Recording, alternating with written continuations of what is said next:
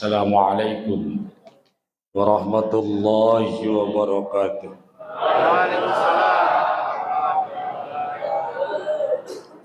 Innahu min Sulaimana wa innahu bismillahirrahmanirrahim. Alla ta'lu alayya wa atuni muslimin. Allahumma salli wa sallim ala sayyidina Muhammadin wa ala alihi wa ashabihi ajma'in, amma ba'du. Ketua DKM yang kami hormati beserta kepengurusan, para asatid, para orang tua, para jamaah yang dirahmati Allah Subhanahu wa taala. Syukur kita atas nikmat yang Allah berikan kepada kita. Alhamdulillah. Dengan nikmat Allah, Allah kasih kita hidup di Ramadan ini. Pertanyaannya, kenapa Allah kasih kita hidup? Artinya jangan nanteng-nanteng kita. Barangkali menurut Allah kita ini masih brengsek, maka dikasih kesempatan kita buat bebenah, ngebersihin jiwa kita. Orang saudara kita yang udah mati kemarin bisa jadi dia lebih bagus dari kita. Allah lebih sayang dia lebih bersih, maka dipanggil buru-buru. Kita nih masih pada brengsek, jadi dikasih waktu sama Allah. Jadi kalau ada orang tanya, alhamdulillah umur saya masih panjang, bahaya itu. Jangan alhamdulillah juga. Bisa jadi itu musibah buat kita. Kan nggak tahu kita. Nikmat panjang umur, nikmat. Tapi yang mana? Kalau sekedar umur panjang mah gampang, Pak. Lah, tapi masalahnya umur yang kita pakai itu bisa nggak kita manfaatin? Banyak orang yang umurnya panjang brengsek, orang yang umurnya pendek baik.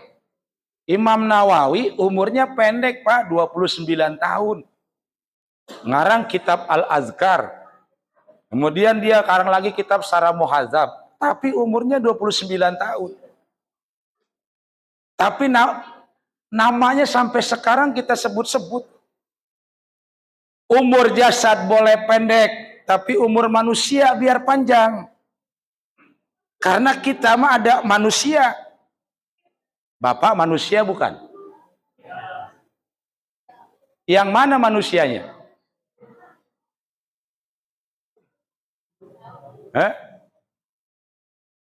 Kita manusia bukan? Manusianya yang mana? Ngaku-ngaku manusia. Kita ini, Pak, ada dua, ada identitas, ada jiwa. Ada jasad, ada jiwa. Dari ujung rambut sampai ujung kaki itu simbol, Pak. Identitas kita, simbol yang menandakan adanya manusia. Simbol boleh berbeda. Simbol boleh berganti-ganti, tapi fungsi nggak bisa ganti. Nah, manusia itu fungsi, Pak. Banyak orang yang rupanya, bentuknya, simbolnya seperti manusia, tapi dia nggak punya fungsi sebagai manusia. Balhum adol.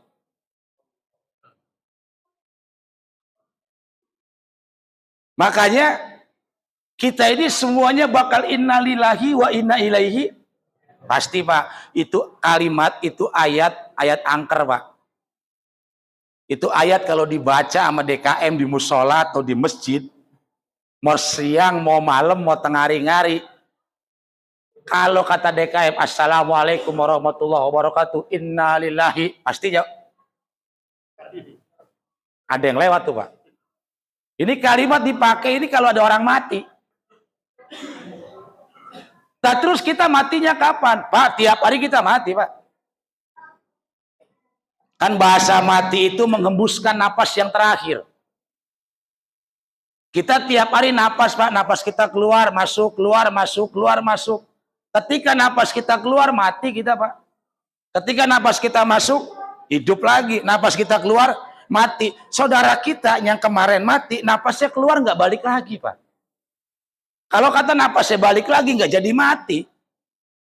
Kita ini napas kita keluar, pertanyaannya begitu napas kita keluar, ada jaminan nggak balik lagi?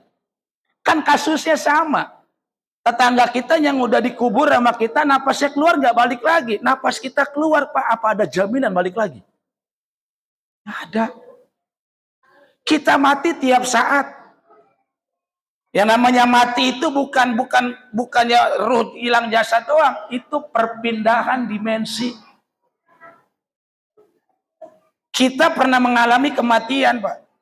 Kita mati dari alam rahim ke alam dunia, hidup di alam dunia hidup lagi, nanti di alam barzah, mati di alam dunia, hidup di alam barzah. Perpindahan dimensi. Dimensi itu perpindahan waktu. Kita kemarin mati, Pak. Sekarang kita hidup, besok belum tentu kita hidup juga kok. Jadi tiap hari kita ini hidup dan mati. Makanya digambarkan ketika kita itu tidur, apa kita doanya? Bismika Allahumma ahya. Hidup dan mati, Pak. Jadi kita meninggalkan hari kemarin, artinya kita mati di kemarin, hidup di saat ini. Besok kita masih hidup lagi, besok lagi terus, perpindahan dimensi. Maka yang namanya mati itu kita alami setiap saat. Dan innalillahi wa inna ilaihi rajiun itu kita alami setiap saat, Pak. Cuman permasalahannya Allah panggil, ya ayat Tuhan nafsul mutmainnah. Yang dipanggil oleh Allah napasnya, bukan badan, Pak. Badan nggak dipanggil. Kalau badan ini larinya ke makam. Identitas kita larinya ke makam. Mau bagaimana cakepnya badan kita. 25 tahun ibu jadi kembang desa. 60 tahun kembang kuburan. Bakal pulang jasad kita maka alamnya. Ruh kita yang jiwa kita yang dipanggil oleh Allah. Bukan jasadnya. Maka jangan nggak penting jasad kita itu. Cuman jasad kita itu pentingnya ketika ruh masih di sini, Pak. Karena sebagai kendaraannya. Biar kata rajin banget ibadahnya. Kalau badan kita nggak sehat, ya susah juga ibadah kita. Makanya kan badan ini kendaraan. Supaya apa? Supaya kita bisa membersihkan jiwa kita. Maka cara untuk mutmainnah kita, Allah panggil kita itu banyak, Pak. Allah kasih cara kita itu untuk menjadikan jiwa kita itu mutmainnah dari bulan Rajab kemarin, Pak. Jadi siklusnya Ramadan ini bukan di saat ini saja. Bahkan dari bulan Rajab kemarin udah persiapan kita Ramadan. Makanya sering kita dengar orang yang senang. Begitu masuk Ramadan, Allah haramkan jasadnya masuk ke dalam neraka. Pertanyaannya, Bapak senang nggak? Mau masuk Ramadan kemarin.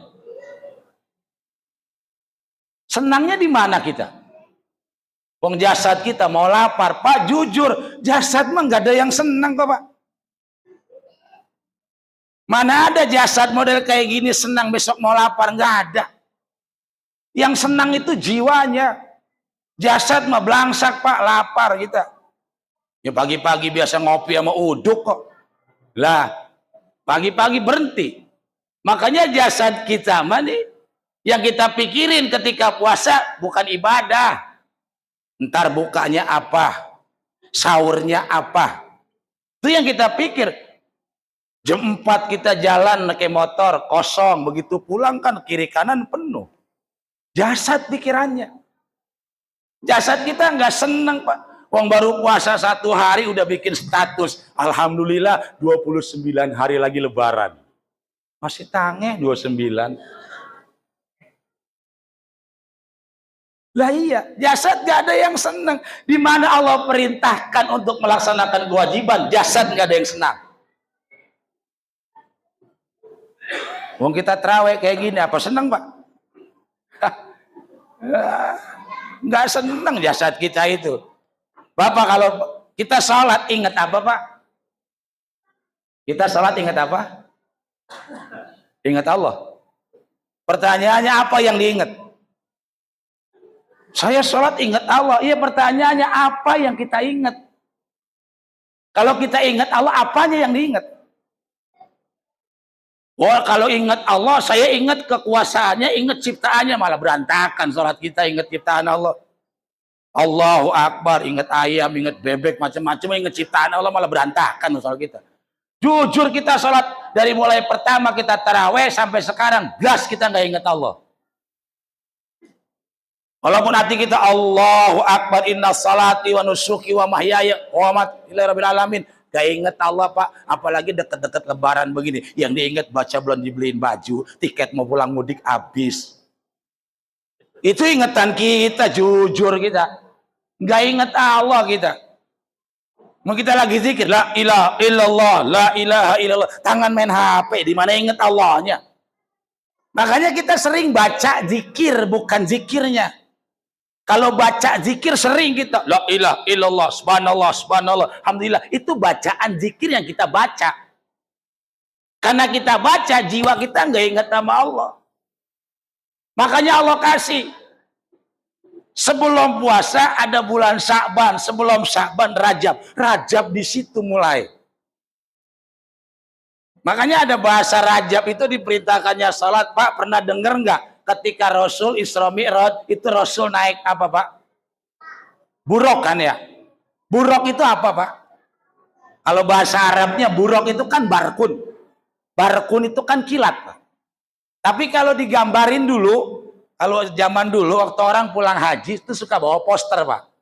Poster binatang, kepalanya manusia, badannya kuda, kepalanya manusia, ada sayapnya. Ulama nggambarin begitu. Apa iya benar ada binatang model kayak begitu, Pak? Kalau ada binatang model kayak begitu lewat komplek kita, Pak, iseng kita. Nggak iya badannya kuda, awaknya kepalanya manusia, ada sayapnya. Itu simbol, Pak. Simbol apa? Simbol manusia. Bahwa kita ini yang kesebut manusia, identitas manusianya cuma dari dada ke atas, dada ke bawah, persis dengan binatang. Sama. Makan, minum, reproduksi. Bawah mah. Yang kesebut identitas itu batas. Makanya Bapak foto KTP, foto SIM, foto KK itu dari dada ke atas, dada ke bawah. Dada ke atas. Kenal kita. Karena itu identitas kita. Kalau orang foto dada ke atas kenal, coba satu sejejeran kita jejerin dada ke bawah, foto semuanya, nggak ketahuan punya siapa, nggak ketahuan siapa yang punya, nggak ada ketahuan. Makanya kata Allah, ulaika kal an'am. Manusia itu laksana binatang persis, balhum adhal. Dari mana tersebut manusia binatangnya? Dari dada ke bawah. Makanya surat Al-Quran, Pak, 30 juz. Pertama itu surat Al-Baqarah. Terakhir surat An-Nas. Kenapa surat Al-Baqarah terakhir surat An-Nas? Artinya apa? Menggambarkan sifat-sifat kehewanan. Yang ujung-ujungnya kembali kepada sifat kemanusiaan. Makanya pertama Al-Baqarah gambarannya sapi.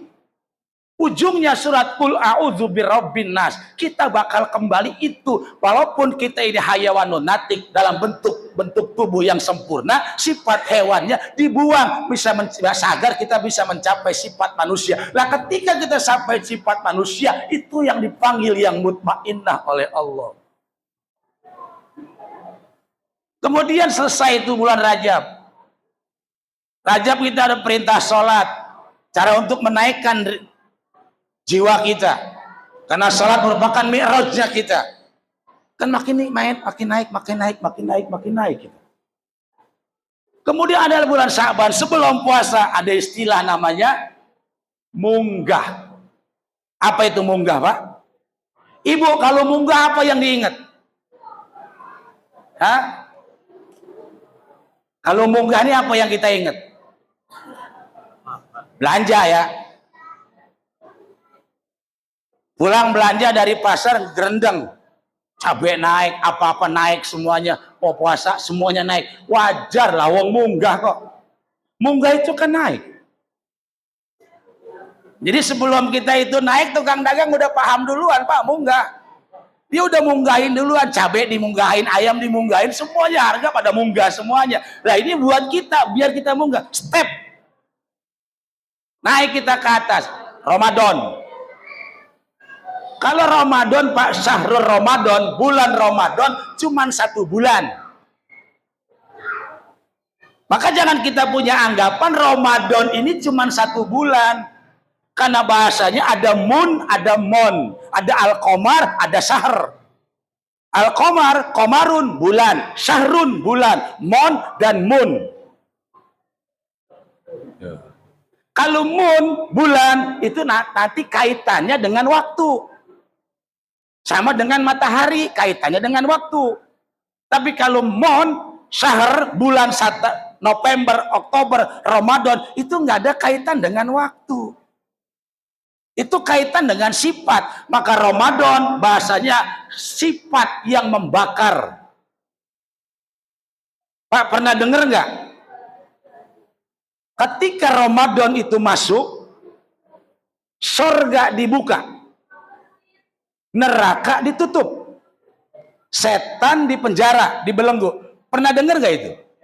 Sering toh ya, berkali-kali kita dengar dari Ustadz begitu kan? Ketika Ramadan datang, sorga, pintu sorga dibuka, neraka ditutup, setan dibelenggu. Adil nggak ini?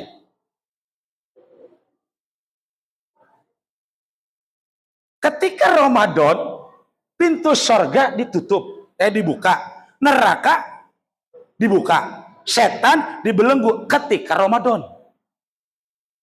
Kalau kita bicara bulan, berarti pintu sorga dibukanya hanya di bulan Ramadan.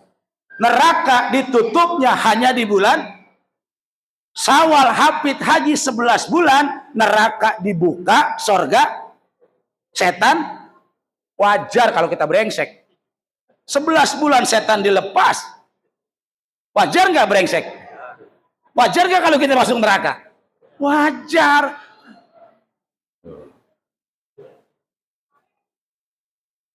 Maka bahasa idahala tatkala hilal kaitannya dengan penentuan waktu bulan, bukan mun. Ramadan, ketika Ramadan datang, pintu sorga dibuka. Nah, Ramadan yang kita alami ila yaumil qiyamah. Kenapa? Karena pembakaran dosa, pembakaran nafsu bukan hanya kita lakukan di bulan Ramadan saja, tapi Ramadan yang terus ila yaumil qiyamah. Maka ketika kita Ramadan ada dalam diri kita, kita bakar nafsunya, kita belenggu setan, kita kekang hawa nafsu kita, maka setan gak akan bisa masuk. 11 bulan ila yaumil qiyamah. Maka ketika setan kagak bisa masuk, ketika kita kekang hawa nafsu kita, yang timbul ketika kita ngekang hawa nafsu, yang timbul motivasi ibadah. Ketika kita motivasi ibadah, surga terbuka terus. Paham nih? Di situ. Jangan mudah-mudah Ramadan baca Quran sampai apal. Quran hatam, sedekah rajin, sholat luar biasa, qiyamul lail tiap malam. Selesai puasa. Mau selesai Quran, selesai. Sholatnya juga selesai. Lah di mana ngebakarnya? Di bulan Ramadan setan ditutup, dibelenggu. Kalau ada orang yang nggak puasa, apa ya setan lepas? Lah kita kebayang itu Pak. Kalau kita mengatakan setan dibelenggu, kebayang kita bulan Sya'ban kemarin itu malaikat nangkepin setan.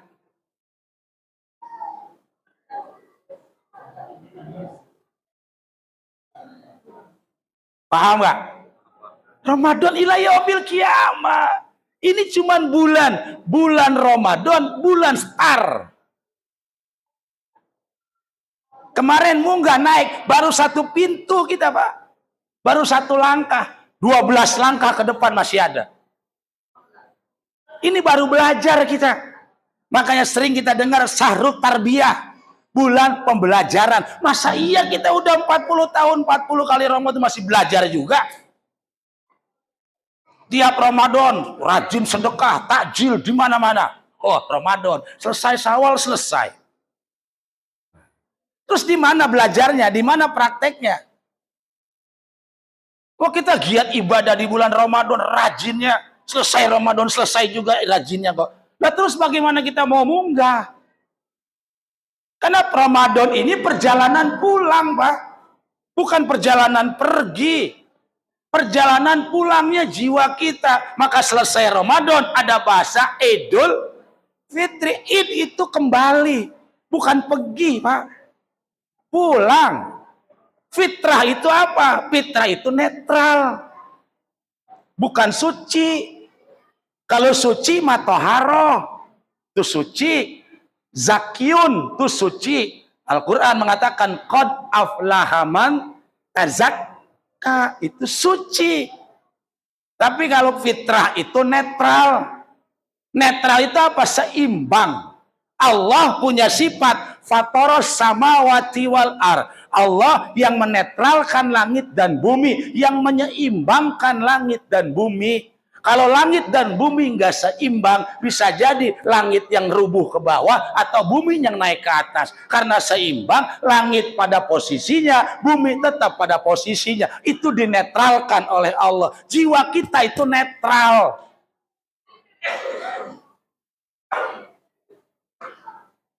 Yang nggak netral itu ego kita. Ego itu adanya di mana? Di identitas kita. Ngerasa kita paling hebat, ngerasa saya turunan ini, ngerasa saya turunan itu. Itu identitas yang nggak akan kita bawa nanti. Saya bilang, Pak, orang Jawa, mau orang Sumatera, mau orang Sunda nggak ada apa-apanya di hadapan Allah. Karena itu identitas. Nggak bakal ditanya oleh malaikat, Anda orang Jawa? Enggak. Anda orang Sunda? Enggak. Ya ibadallah. Semua ibad. Terus yang bermanfaat yang mana? Yang bermanfaat wa ahsin kama ahsana ilaik. Mau orang Jawa, mau orang Sunda, mau Sumatera, mau orang Betawi, wa ahsin. Mereka yang berbuat baik. Bapak, kita sering ke dokter, Pak, pernah ke dokter kan? Ketika kita masuk dokter, apa dokter tanya? Dokter nggak pernah tanya Bapak asal dari mana. Dokter nggak pernah tanya Bapak agama apa. Yang ditanya, Bapak siapa namanya, alamatnya di mana, keluhannya apa. Nggak pernah dokter tanya asal Bapak mana, agama Bapak apa. Nggak ada, Pak. Kenapa? Karena nggak penting. Di hadapan dokter asal kita nggak penting, agama kita nggak penting. Apalagi di hadapan Allah, asal kita itu nggak penting. Yang penting itu wa ahsin kama ahsanallahu ilaik. Makanya kata Gus Dur, ketika kita berbuat baik, orang nggak akan pernah tanya apa agama kalian. Agama itu merupakan identitas kita, tapi Islam itu agama jiwa. Islam itu di jiwa, agama di identitas. Banyak orang yang identitasnya seperti orang Islam, tapi kelakuannya nggak Islami. Banyak nggak? Maka yang kita disuruh oleh Rasul apa? Kita ikuti Muhammadnya, bukan yang kita ikuti adatnya. Nggak lantas orang pakai megang tasbih, kemudian pakai jubah, pakai udang-udang, soleh, enggak jadi. Enggak lantas jadi orang soleh, Pak. Kita menggunakan baju takwa, enggak lantas jadi orang soleh. Kesolehan itu tidak bisa dilihat dari fisiknya, tapi kesolehan itu dilihat daripada wa ahsin. Ahsin apa? Amal, Pak. Jadi bekal kita di hadapan Allah bukan pakaian kita. Bekal kita di hadapan Allah bukan diri kita, tapi bekal kita di hadapan Allah amal kita wa ahsin kama ahsanallahu ilaik. Makanya penyari pulang, kita pulang dikit-dikit pulang. Perjalanan pulang netral. Makanya netral itu apa? Asli. Jiwa kita ini satu, Pak. Karena apa? Allah menciptakan kita min nafsin wahidah. Dari jiwa yang satu. Su'uban wa qabail ini ya fisiknya, identitasnya, jiwanya satu. Maka saya katakan, jiwa kita ini satu. Dari mana? Dari ruh yang satu. Wa nafakhtu fihi min ruhi. Dari ruh yang satu. Ruh Allah, percikan ruhnya Allah. Percikan ruhnya Allah. Allah punya sifat Rahman Rahim. Aslinya jiwa kita itu sifatnya Rahman Rahim. Pak, kalau ada orang nggak puasa. Kita puasa. Orang nggak puasa, Pak. Samping kita ngudut, ngopi. Kita puasa. Kesel nggak kita? Masalahnya kenapa kesel? Oh. Yang nggak puasa dia. Yang dosa dia. Yang neraka apa urusannya sama kita? Terus kenapa kita kesel? Ada orang hina kita, Pak. Kesel nggak? Kesel. Yang ngehina dia, yang dosa, yang neraka, kenapa kita yang kesel?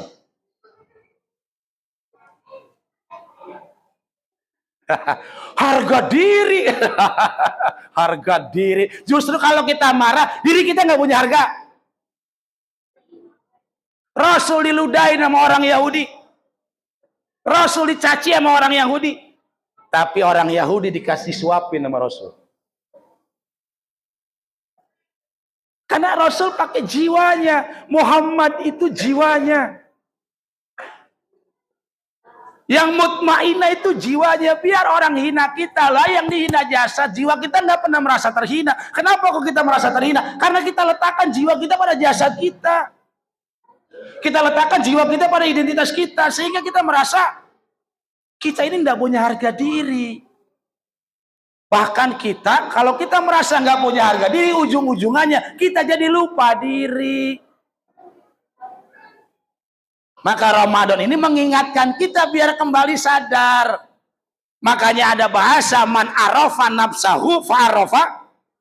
Kalau kita sadar akan diri kita, maka kita sadar akan Tuhan kita.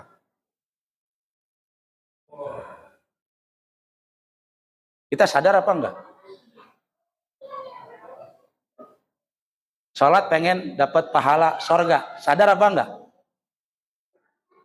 Saya sholat pengen sorga. Sadar apa enggak kita? Enggak sadar. Bung sorga makhluk kok. Kita makhluk bukan? Sorga makhluk bukan? Kenapa kita mengharapkan makhluk? Yang sudah jelas-jelas fi ahsanit taqwim, makhluk yang paling sempurna adalah manusia. Terus kenapa kita mengharapkan sorga yang tidak lebih mulia dari manusia? Sadar gak? Kadang-kadang kita koslet. Oh, jelas manusia itu makhluk paling sempurna. Kalau manusia makhluk paling sempurna, ada enggak makhluk yang lebih sempurna dari manusia? Enggak ada, berarti kan sorga enggak lebih mulia dari manusia. Kenapa manusia yang mulia mengharapkan sorga? Buat apa kita mengatakan lillahi ta'ala? Itu bahasa kita. Maka ayo pulang. Dikasih Ramadan Allah, ayo pulang biar sadar. Biar kembali kepada asli kita. Makanya Rasul mengatakan, orang puasa selesai puasanya. Apa kata Rasul? Kayaumin waladathu ummu. Seperti halnya hari yang baru dilahirkan oleh ibunya. Apa bayi lahir? Bayi. Aslinya bayi netral, Pak. Nggak ada emosi bayi. Nggak marah. Yang ada bayi lahir nangis. Kenapa nangis? Bukan karena kesel, Pak. Bayi nangis karena lapar. Berarti aslinya kita lapar, Pak. Ini pelajaran paling gampang ini, Ramadan. Nggak mesti pinter, Pak. Nggak ada gurunya. Nggak mesti jadi dokter. Nggak mesti jadi doktor. Nggak mesti jadi ustadz. Nggak mesti jadi kiai. Orang puasa bisa, lapar semua orang bisa. Pelajaran paling gampang kan? Paling gampang pelajaran ini. Maka Allah nggak suruh kita, nggak suruh susah. Siapapun, mau kalian pinter, mau kalian nggak pinter, mau kalian bodoh, semua bisa pulang. Maka diberi kemudahan pelajaran Ramadan. Di mana kita kagak makan, kagak minum pagi, subuh, sampai maghrib, kehitung puasa. Ayo pulang. Karena sifat Allah Rahman Rahim, disuruh pulang kita. Kembali kepada netral kita, kembali kepada asli kita. Jangan banyak kepalsuan-kepalsuan yang kita hinggap jalani di alam dunia ini. Jadi udah Pak, kita waktunya sholat, waktunya puasa begitu. Amal-amal aja udah. Karena semuanya untuk mengembalikan kita. Jadi yang terpenting adalah wa ahsin kama ahsanallahu ilaika. Berlaku baik, beramal baik, berbuat baik seperti halnya Allah telah berbuat baik kepada diri kalian sendiri. Maka nggak ada sesuatu itu jelek, Pak, saya bilang. Sesuatu itu jelek, bagus, baik, buruk itu tergantung pemaknaan kita. Jadi kita lihat orang nyebelin, orang ngeselin, kita kesel. Kenapa? Karena kita ngelihat dengan kacamata kesel. Kita yang memaknai perbuatan orang itu jelek, maka timbul kesel. Kenapa kita mesti kesel ketika ada orang yang menghina kita? Kenapa kita mesti marah ketika ada orang yang membohongi kita? Kenapa ada orang kita marah ketika ada orang yang mencela kita? Lawang kita juga pernah marah sama orang, kita pernah mencela orang, kita pernah bohongin orang. Apa yang orang lakukan sama kita itu hal yang pernah kita lakukan sama orang. Kenapa kita mesti marah? Itu sadar Ramadan. Sadarnya Ramadan. Maka Ramadan bulan pengembalian kita kepada kesadaran. Ya, mohon maaf, agak lama, nggak apa-apa, saya dari jauh soalnya.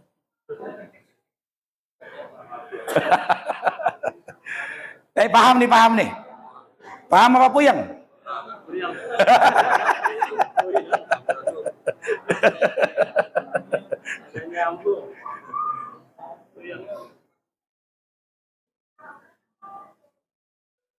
Jadi begini Pak, Ramadan perjalanan jiwa. Karena jiwa itu adanya di jasad, maka jasad itu yang jadi kendaraan jiwa kita. Biarkan kendaraannya mah. Dia mau Honda ke, mau Yamaha ke, mau Suzuki ke, nggak ada urusan. Yang penting ini menyampaikan kepada tujuan. Kan ini yang menyampaikan kita kepada tujuan kita ini Pak. Jasad kita. Maka jangan sekali-kali kita merasa lebih baik daripada amalan jasad kita atas orang lain. Saya bilang setan itu adanya ngegodain orang yang benar Pak. Bukan orang yang brengsek. Orang yang udah rajin ke masjid. Itu yang digoda setan. Orang yang nggak rajin ke masjid mah nggak digoda. Nah iya dong. Kadang orang yang udah rajin ke masjid, yang udah rajin ngaji, ngomongin orang yang nggak rajin ke masjid, ngomongin orang yang malas ngaji. Ada nggak? Yang ngomongin orang nggak ke masjid, orang yang di masjid apa di luar masjid? Oh yang ngomongin orang nggak ngaji, orang yang ngaji apa yang nggak ngaji? Orang yang ngaji pernah ngomongin orang yang nggak ngaji nggak? Orang yang nggak ngaji pernah ngomongin orang yang ngaji? Orang yang kagak sembahyang jamaah pernah ngomongin yang jamaah nggak? Nggak pernah kan? Justru yang serajin jamaah, yang rajin ke masjid ngomongin orang yang kagak rajin ke masjid. Berarti yang benar mana? Orang yang nggak pernah rajin ke masjid, nggak pernah jamaah, nggak pernah ngomongin yang ke masjid. Tapi yang ke masjid sering ngomongin orang yang nggak. Berarti yang benar yang mana? Tuh, makanya setan itu adanya di orang yang udah mulai bener. Hati-hati. Orang yang puasa yang digoda setan, yang kagak puasa mah nggak digoda, orang CS. Maka kita digoda sama setan, ada timbul emosi, timbul kesel, timbul marah, melihat orang yang nggak puasa, itu godaan setan. Orang yang udah rajin ke masjid ngerasa paling rajin, ngerasa paling benar, ngerasa paling bagus di antara orang yang nggak ke masjid. Itu godaan setan. Dia mah nggak bakal digoda sama setan. Makanya orang bener, orang brengsek ngaku brengsek itu bener. Tapi orang bener ngaku bener itu brengsek.